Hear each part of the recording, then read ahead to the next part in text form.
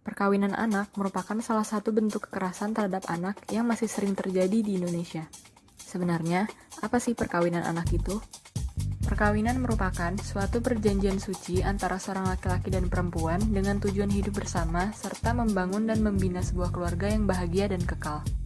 Perkawinan juga harus memenuhi syarat-syarat yang berlaku di suatu negara dan harus dipastikan tidak melanggar hukum.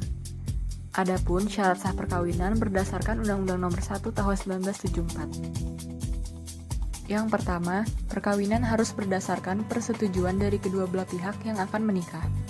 Kedua, seseorang yang di bawah 21 tahun harus memiliki izin dari kedua orang tua atau wali. Ketiga, berdasarkan perubahan Undang-Undang Republik Indonesia Nomor 16 Tahun 2019, usia minimal perkawinan diubah menjadi 19 tahun untuk pria dan wanita. Keempat, salah satu pihak tidak terikat dengan perkawinan lain. Kelima, bagi suami istri yang sudah bercerai kemudian menikah lagi dan bercerai untuk kedua kalinya, masih dapat menikah untuk ketiga kalinya. Dan yang terakhir, tidak dalam waktu tunggu atau masa idah bagi wanita yang telah bercerai atau janda. Pada tahun 2018, ada sekitar 1.220.900 perempuan dengan umur 20-24 tahun yang menikah sebelum usia 18 tahun. Indonesia masuk menempati 10 besar negara dengan angka pernikahan dini tertinggi di dunia.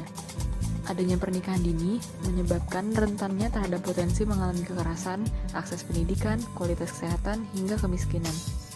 Perkawinan di Indonesia diatur dalam Undang-Undang Negara Republik Indonesia Nomor 1 Tahun 1974. Adapun prinsip undang-undang perkawinan menurut undang-undang tersebut. Yang pertama, tujuan perkawinan adalah membentuk keluarga yang bahagia dan kekal. Dalam prinsip ini, suami dan istri bertanggung jawab untuk saling membina dan melengkapi satu sama lain agar dapat saling bekerja sama untuk membentuk rumah tangga yang sejahtera. Kedua, sahnya perkawinan sangat bergantung pada ketentuan hukum agama dan kepercayaan masing-masing. Prinsip ini menyatakan bahwa pernikahan dikatakan sah bila dilaksanakan menurut peraturan agama dan kepercayaan tiap individu. Ketiga, asas monogami. Prinsip ini berlaku sesuai dengan kehendak individu karena hukum dan agama yang bersangkutan. Seperti misalnya seorang suami yang memiliki lebih dari satu istri. Walaupun diperbolehkan, namun ada beberapa syarat yang harus dipenuhi dan diputuskan oleh pengadilan agama. Keempat, calon suami dan istri harus telah dewasa jiwa dan raganya. Prinsip ini menunjukkan bahwa setiap pasangan yang sebelum menikah harus mempersiapkan diri dan mencukupi umur yang telah ditentukan undang-undang. Kelima, mempersulit terjadinya perceraian. Keenam, hak dan kedudukan suami adalah seimbang agar adil dalam membagi hak dan kewajiban. Fungsi dan alasan perkawinan. Menurut Kujang Raningrat pada tahun 1987 adalah 1. Untuk mengatur kelakuan manusia yang bersangkutan dengan kehidupan seksualnya. 2. Memberikan kejelasan akan hak dan kewajiban serta perlindungan pada hasil persetubuhan. 3. Untuk memenuhi kebutuhan akan teman hidup. 4. Untuk memenuhi kebutuhan akan gengsi, harta, dan naik kelas dalam masyarakat. Dan yang kelima, memenuhi hubungan baik antar kelompok kerabat. Selanjutnya adalah PUP atau pendewasaan usia perkawinan. Nah, apa itu PUP? PUP adalah upaya yang dicetuskan oleh pemerintah dengan tujuan untuk meningkatkan usia perkawinan pertama sehingga mencapai usia minimal saat perkawinan. Nah, masih terkait dengan PUP, PUP itu bukan hanya untuk meminimalkan usia perkawinan saja, tetapi juga dilakukan untuk calon pasangan agar sudah siap atau dewasa dalam segala aspek dari aspek ekonomi, kesehatan, mental, atau psikologi. Untuk usia minimal perkawinan dalam UU Nomor 16 Tahun 2019, mempelai pria dan wanita adalah minimalnya 19 tahun.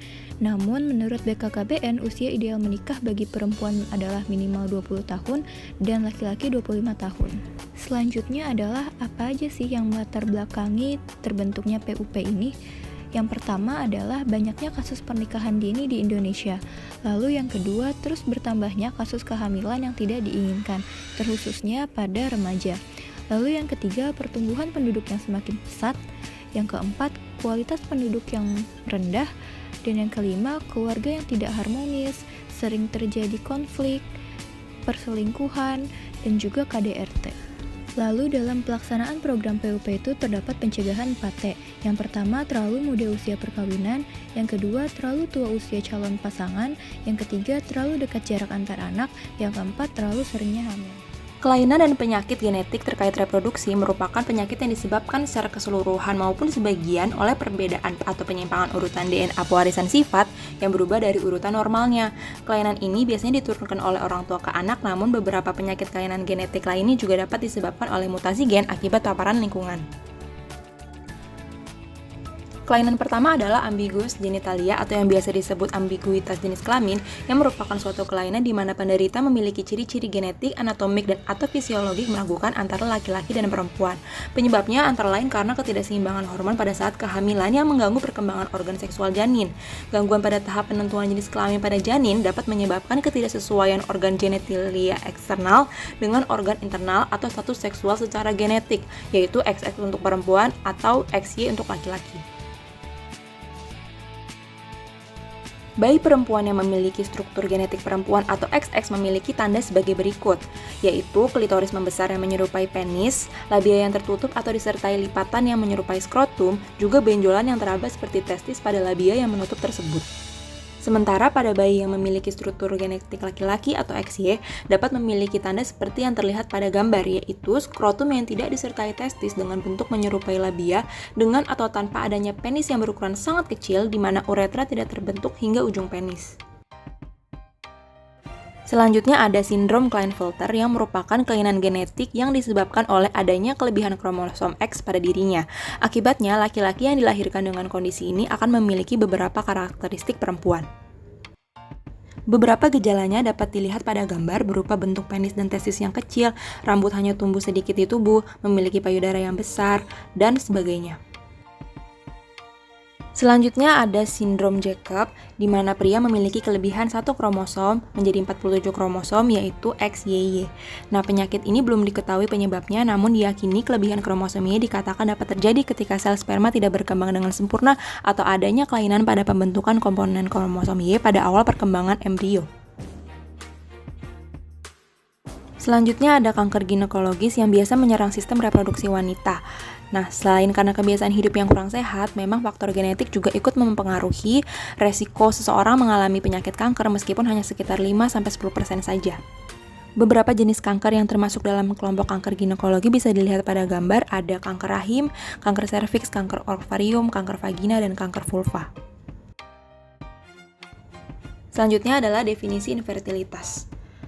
Infertilitas memiliki beberapa definisi. Yang pertama, definisi klinis, yaitu infertilitas yang dikatakan sebagai penyakit pada sistem reproduksi yang ditentukan oleh kegagalan untuk mencapai kehamilan klinis setelah 12 bulan atau lebih melakukan hubungan seksual tanpa kondom yang teratur. Kemudian untuk definisi demografis, infertilitas dikatakan adalah ketidakmampuan wanita yang berusia 15-49 tahun atau di masa subur untuk hamil atau tetap hamil dalam waktu 5 tahun setelah hamil. Kemudian untuk definisi epidemiologi, yaitu peluang untuk mendapatkan kehamilan per siklus reproduksi pada pasangan muda yang sehat hanya sekitar 20-50%, di mana peluang kumulatif terjadinya kehamilan dalam kurun waktu 6 bulan pertama adalah 60%, 1 tahun pertama adalah 84%, dan 2 tahun pertama adalah 92% dengan aktivitas seksual yang teratur. Infertilitas merupakan sebuah istilah untuk menggambarkan pasangan suami istri yang telah menikah selama 1 tahun tetapi belum mendapatkan keturunan. Apa aja ya jenis infertilitas? Yang pertama, infertilitas primer, keadaan ketika pasangan usia subur berhubungan seksual secara teratur tetapi belum mendapatkan kehamilan atau belum pernah melahirkan anak sama sekali. Sedangkan infertilitas sekunder merupakan keadaan ketika pasangan usia subur telah memiliki anak tetapi sulit untuk mendapatkan anak kembali meskipun telah melakukan hubungan seksual secara teratur. Lalu, apa aja sih penyebabnya sehingga bisa terjadi infertilitas? Yang pertama, karena adanya gangguan pada wanita, yaitu gangguan organ reproduksi, di mana terjadinya peningkatan keasaman yang dapat membunuh sperma. Lalu, adanya defisiensi hormon estrogen yang mengakibatkan terganggunya pengeluaran mukosa refleks dan malformasi uterus sehingga dapat mengganggu pertumbuhan fetus dan terjadi abortus berulang. Yang kedua, gangguan ovulasi, di mana terjadinya ketidakseimbangan hormon FSH dan LH. Hambatan tersebut juga terjadi akibat adanya tumor kranial, stres, dan juga penggunaan obat-obatan, sehingga terjadinya disfungsi hipotalamus dan hipofise. Lalu yang terakhir, kegagalan implantasi, di mana kadar progesteron rendah pada wanita sehingga tidak dapat mempersiapkan endometrium untuk nidasi. Oleh karena itu, fetus tidak dapat berkembang sehingga terjadinya abortus. Selanjutnya, karena adanya gangguan pada pria. Yang pertama, abnormalitas sperma menyangkut bentuk sperma, jumlah sperma yang dihasilkan, dan gerakan yang tidak sempurna sehingga tidak dapat mencapai sel telur. Lalu yang kedua, abnormalitas ejakulasi, kondisi di mana ejakulasi terjadi terlalu cepat atau bahkan tidak dapat berejakulasi. Yang ketiga, abnormalitas ereksi, adanya gangguan saat berhubungan seks di mana pria tidak bisa ereksi atau ereksi yang terjadi kurang lama. Yang keempat, abnormalitas cairan semen, cairan yang dihasilkan memiliki perubahan warna dan perubahan tekstur akibat adanya perubahan pH dan komposisi kimiawi seperti pengaruh obat-obatan. Dan yang terakhir, infeksi pada saluran genital, terdapat jaringan parut akibat adanya infeksi dan penyakit menular seksual. Infertilitas juga bisa disebabkan oleh faktor lain loh, seperti usia, kondisi psikis, gizi dan nutrisi, frekuensi hubungan seksual, dan gaya hidup serta lingkungan. Bagaimana sih penanganan jika terjadinya infertilitas? Yang pertama, penanganan pada wanita, yaitu anamnesis, analisis hormonal, uji pascasanggama, penilaian ovulasi, pemeriksaan bakteriologi, analisis fase luteal, dan diagnosis tuba falopi. Sedangkan pada pria dilakukannya analisis hasil sperma dan dilakukan tindakan biopsi testis. Jika dari hasil analisis ditemukan faktor penyebab infertilitas, maka dapat dilakukan pengobatan. Lalu juga dapat dilakukan program inseminasi buatan dan bayi tabung. Lalu, apa ya dampak infertilitas terhadap pernikahan? Yang pertama, terjadinya ketidakharmonisan dalam rumah tangga. 2. Perselingkuhan. 3. Trauma atau rasa tidak percaya diri. 4. Gangguan jiwa. 5. Poligami. Dan yang terakhir, perceraian.